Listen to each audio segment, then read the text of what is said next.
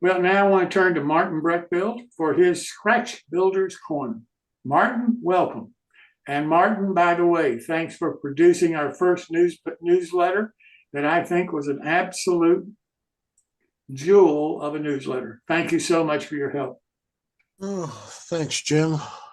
I had fun putting it together. I always tend to have fun. If I don't have fun, then I don't do it. So that solves that problem. Last week, if you were here, if I was here, if we were here. Okay, here we go. So what did we do last week? Oh, yeah, we got the body assembled and started on some details. We're going to have fun tonight with more parts and more details and some odds and ends. Take a look at the roof and work on a radial coupler for the one end. Since we got a radial coupler end, we need a coupler there.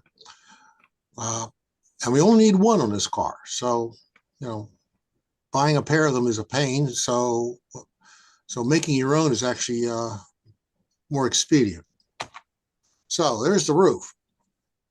Grant line supports and some, I think those are 3x4s. They come out to being very close to size of the Grant line roof walk supports on height.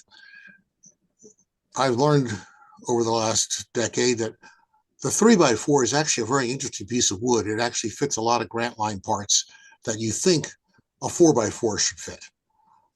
Where do you get 3x4s? Well, I got all mine from Kapler. So, there are places you can get scale lumber in oddball sizes, like 3x4s and 5-inch and 7-inch odd numbers, as opposed to the standard positive numbers. Okay, so now we got something going on at the other end of this car. Some screening on some posts, long, tall stakes. The screening came out of a nice sealed bag with a label on it that said coal loads. And I thought, those aren't coal loads, are they? I mean, it's a very unusual looking coal load. But I said, well, I'll just throw that in the parts bin. Someday I'll need that. And someday has arrived. And I don't know where these actually come from or who makes them. They're metal. And they are in there sandwiched between, oddly enough, 3x4s and 1x4s.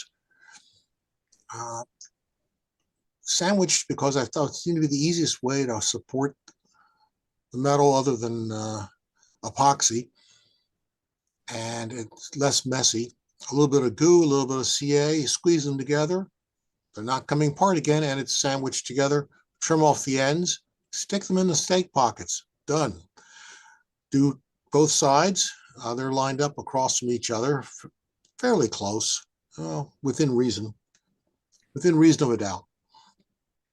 So what goes in between there, one may ask. So there's the other side. Oddly enough, it looks just like the other side, only reversed. Well, we'll go back to the roof for a while. My usual tar paper on the roof. Yes, the Panera napkins, which I happen to like, cut into strips, put down with about 50% carpenter's glue dissolved in water. Just paint them on, put them in place, overlap them 50%. And you can see the lines where they overlap. This will get painted later, but we need to get this on now so we can paint everything else. And there's what goes in between the fencing. I'm not quite sure what this is or where it came from. Somebody threw it at me years ago and said, here, maybe you can make something with this. It looks very electrical. It has a lot of insulators that I have added to it from precision scale and some of my own resin castings. It's all hooked up with wire. Needs some paint, some touch up here and there. Needs some wire trimmed off it. There's an extra piece of wire. This doesn't belong here. This will get trimmed, this one. These are precision scale insulators over here. I had a bag of them. It seemed like a good way to get rid of them. Put them to work, put them in a model. Don't leave them in a storage bin. And these are my castings. So, and what holds it together is this little joint right here. This is all soldered together. This is one of those exercises. Line everything up, clip it together with a small clamp, hit it with flux, hit it with a torch. But actually, I didn't use the torch this time. hit it with a small soldering iron, just touch each joint, bang, bang, bang, they're all done, finished, soldered together.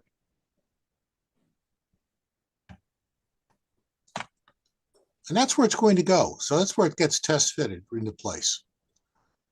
Doesn't stay there right now because we have lots more work to do elsewhere on the car, but I wanted to make sure it actually fit because I'm not good at measuring things some days, and sometimes I have to stretch the car and I don't want to do that. Or shorten the generator system here. But we got to look at the radial coupler. We need a radial coupler at the far end. Something I've forgotten his name. He sent me a whole bundle of these little brass pieces. He lives out in Montana somewhere, and he told me the story about who had these made, and he sent these to me. And you could just mount a KD. You can just mount a KD to it with a number 2 screw. You just have to drill and tap that through, but it works very nicely actually. And it goes right there. So there's one, that's about where it goes, that red line. That's where I'm going to cut it off and drill another hole. That'll be a through hole for a sheet metal, panhead sheet metal screw. And that's what it looks like on the other side. You can see there's a little dimple here, partially hollowed out for drilling for your 256, and no filing needed at all. The KD drops right over that. Throw a screw onto it. It's not going anywhere. You could add a washer to it if you needed to, but I didn't need to. And there's what it looks like after it's mounted. Just a sheet metal screw. There's a spring between here, and there's 2 washers on the other side. So it's actually under tension. It stays right where I put it. I had to grind a little bit off the head of that pan head just to lower it just a little bit so it would scrape too badly on the underbody, which is, as you can tell now, apparently has gotten a coat of stain and a pair of trucks. I'm not quite sure why the trucks are there, but they're there. We're not ready yet. We have other things to do, and we'll do them next week, and we'll stop here. And Does anybody have any questions for Martin? Martin, I think that's going to be an absolutely gorgeous car. you know what that is now? What? Substation car. Well, that's a substation car on your trolley line. No, I did not know that. That is great. They actually had such things, and Yeah. I found an article on it, and I thought, well, I should have one of those, whether I need it or not. Absolutely. Actually, you should have one, and you should have 2 and send me one. Oh yeah, if I could find that pile of castings for the electrical stuff at the other end, find another set of them. I have no idea. I have no idea where those come from. They're probably HO or something, and I for some kit that I know nothing about.